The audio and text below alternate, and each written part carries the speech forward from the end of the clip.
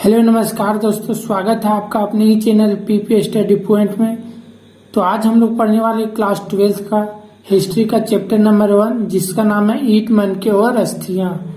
इस चैप्टर के बहुत सारे इम्पोर्टेंट क्वेश्चन पिछले वीडियो में बता दिया गया है, आप लोग प्ले लिस्ट में जाकर देख सकते हैं। और इस वीडियो में 2 और इम्पोर्टेंट क्वेश्चन बताया जाएगा। इसके बाद सेकेंड चैप्टर का इम्पोर्टेंट क्वेश्चन देखने वाले हैं। तो चलिए इसी के साथ हम लोग क्वेश्चन को स्टार्ट करते हैं। फर्स्ट नंबर क्वेश्चन में पूछ रहा है, हड़प्पा सभ्यता का पश्चिमी एशियाई देशों के साथ व्यापारिक संबंधों का वर्णन करें। हड़प्पा सभ्यता का पश्चिमी एशियाई देशों के साथ व्यापारिक संबंधों का वर्णन करें। तो चलिए इसका आंसर जान लेते हैं। हड़प्पा सभ्यता के लोगों का व्यापारिक संबंध पश्चिमी एशिया एवं मेसोपोटामिया के साथ था। पुरातात्विक साक्ष्य के रूप में मिले नाव एवं सड़कों से यह ज्ञात होता है कि वहां व्यापारिक कार्य सड़क मार्ग व जल मार्ग से होता था। इस प्रकार से हमें पुरातात्विक साक्ष्यों के माध्यम से हड़प्पा सभ्यता का पश्चिमी एशियाई के साथ व्यापारिक संबंध की जानकारी मिलता है, जो इस प्रकार है। तो चलिए इसके हम लोग एक एक करके पॉइंट हम लोग देखेंगे इस वीडियो में। तो पहला पॉइंट है कृषि। कृषि पशुपालन उद्योग धंधों के साथ साथ सिंधु निवासियों की व्यापार एवं वाणिज्य में भी काफी रुचि थी।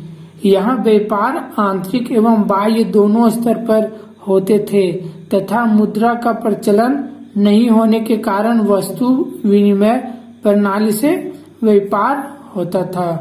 वस्तु विनिमय प्रणाली से व्यापार होता था, यानी कि पहले का जो व्यापार होता था, एक वस्तु दिया जाता था, उसके बदले दूसरा वस्तु लिया जाता था। इस प्रकार का व्यापार होता था क्योंकि पहले मुद्रा का प्रचलन नहीं था। अब इसके बाद हम लोग नेक्स्ट देखते हैं सेकेंड टॉपिक। हड़प्पा में तांबे का आयात ओमान से होता था। हड़प्पा तथा ओमान के बीच कुछ बर्तनों का साक्ष्य मिला है जिस पर निकेल का अंश पाया गया है तथा ओमान से एक हड़प्पाई जार मिला है जिस पर काली मिट्टी की परत चढ़ा हुआ था, जो पश्चिमी एशिया साथ व्यापारिक संबंध को दर्शाता है। व्यापारिक संबंध को दर्शाता है। तो इस प्रकार इसका सेकेंड टॉपिक भी हम लोग समझ लिए। आप लोग ध्यान से देखते जाइएगा। अब इसका थर्ड टॉपिक हम लोग देखते हैं। तीसरे टॉपिक में है, हड़प्पा के मुहरों पर पानी जहाज तथा नाव के चित्र मिले हैं जिससे स्पष्ट होता है कि वहां के लोग व्यापार समुद्री मार्ग से भी किया करते थे। समुद्री मार्ग से भी किया करते थे व्यापार। अब इसका 4 हम लोग देखेंगे, 4 पॉइंट। हड़प्पा व्यापार के लिए कच्चे माल तथा तैयार माल का आयात निर्यात निम्न स्थानों से करते थे। हड़प्पा वासी व्यापार के लिए कच्चे माल तथा तैयार माल निम्न स्थानों से किया करते थे। तो इसका निम्न स्थान हम लोग देख लेते हैं कौन कौन सा। इसका कच्चा माल और तैयार माल था। सोना अफगानिस्तान, फ्रांस और दक्षिण भारत का कोलार क्षेत्र से किया जाता था व्यापार सोना का। चांदी का देख लेते हैं। चांदी ईरान और अफगानिस्तान से आयात होता था। और तीसरा नीलमणि महाराष्ट्र से निर्यात होता था। और शीशा ईरान एवं अफगानिस्तान से, शीशा ईरान एवं अफगानिस्तान से होता था। इसके बाद इसका 5 नंबर पॉइंट हम लोग देख लेते हैं। मेसोपोटामिया से प्राप्त साक्ष्य में दिलभून, आज की बहरीन द्वीप जिसे कहते हैं, तथा ओमान और मेलुहा शब्द का जिक्र एक लेख में है। इतिहासकार के अनुसार सिंधु क्षेत्र को मेलुहा कहा जाता था।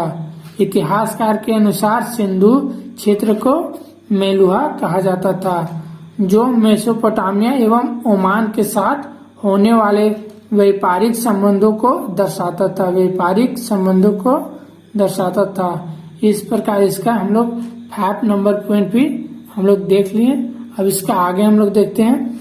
इस प्रकार इन पुरातात्विक स्रोतों के माध्यम से हमें पता चलता है कि विभिन्न वस्तुओं को बनाने या बेचने के लिए पश्चिमी एशिया के साथ हड़प्पा सभ्यता का व्यापारिक संबंध बनाता होगा। इस प्रकार इस वीडियो का फर्स्ट क्वेश्चन हम लोग देख लिए। अब सेकेंड क्वेश्चन देखते हैं।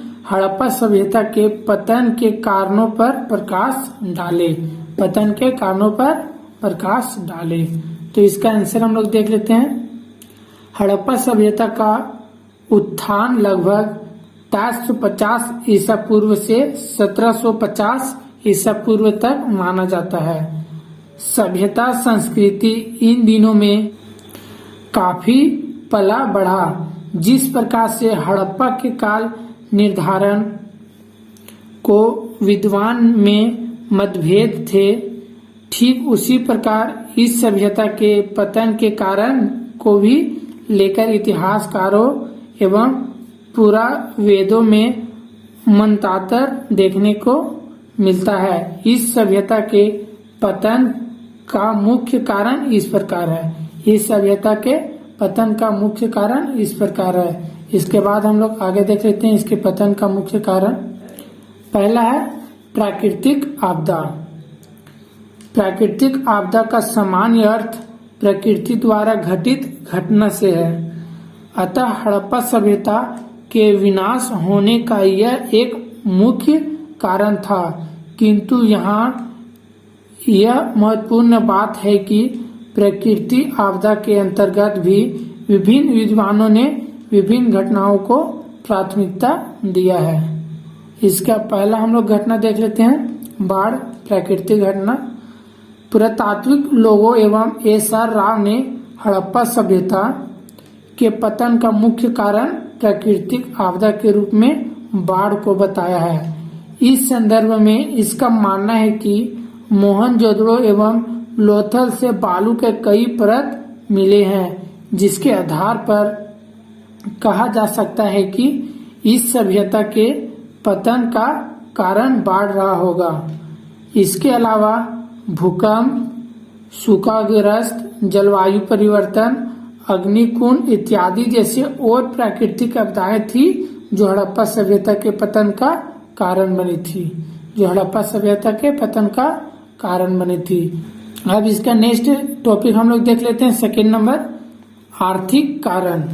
आर्थिक कारण में हम लोग देखेंगे, महिला इतिहासकार रत्नागर का मानना है कि इस सभ्यता के विकास में व्यापार का काफी महत्वपूर्ण योगदान था, किंतु किसी कारणवश इस सभ्यता का पश्चिमी एशियाई देशों के साथ होने वाला व्यापार बंद हो गया था, जिससे आर्थिक संकट आया और यह सभ्यता का पतन हुआ होगा। तो इस प्रकार हम लोग आर्थिक कारण भी देख लिए। अब इसका नेक्स्ट हम लोग पॉइंट देख लेते हैं, महामारी। प्रमुख विद्वान K.O.R.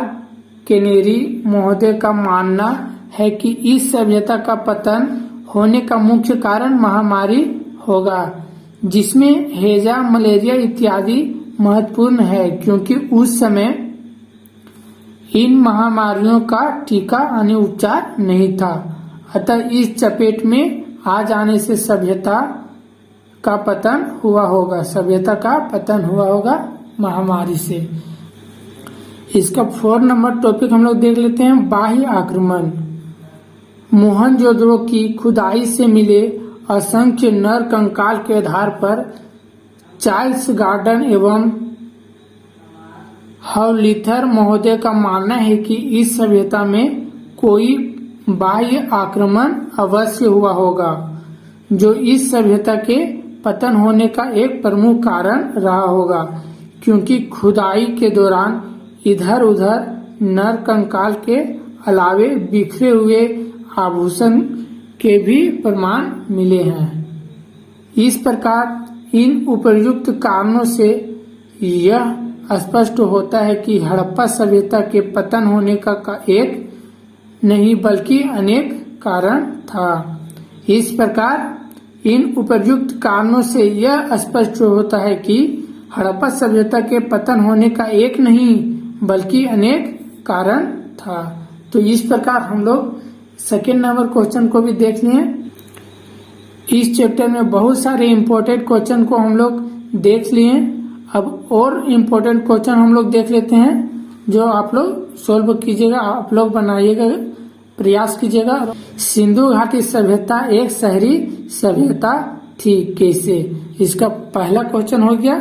इसका सेकेंड क्वेश्चन देखते हैं। हड़प्पा सभ्यता की सड़क व्यवस्था पर प्रकाश डालिए। और तीसरा क्वेश्चन है हड़प्पा सभ्यता के जल निकासी प्रणाली पर प्रकाश डालिए। अब इसका 4 नंबर क्वेश्चन है हड़प्पा सभ्यता के निवासियों के धार्मिक विश्वासों एवं मान्यताओं पर विस्तार से चर्चा कीजिए। इसका 4 नंबर क्वेश्चन भी देख लिए। इसका 5 नंबर क्वेश्चन देखते हैं। हड़प्पा सभ्यता से प्राप्त अवशेषों के आधार पर उनके धार्मिक विश्वासों एवं रिवाजों का वर्णन करें। इसका 5 नंबर भी क्वेश्चन देख लिए। 6 नंबर क्वेश्चन देखते हैं। सिंधु घाटी सभ्यता में प्रचलित धार्मिक अनुष्ठान के संकेत पर प्रकाश डालें। अब इसका 7 नंबर क्वेश्चन देख लेते हैं। हड़प्पा सभ्यता के विस्तार पर प्रकाश डालें। इस प्रकार हम लोग इसमें से 1 से लेकर 7 तक का क्वेश्चन देती हैं।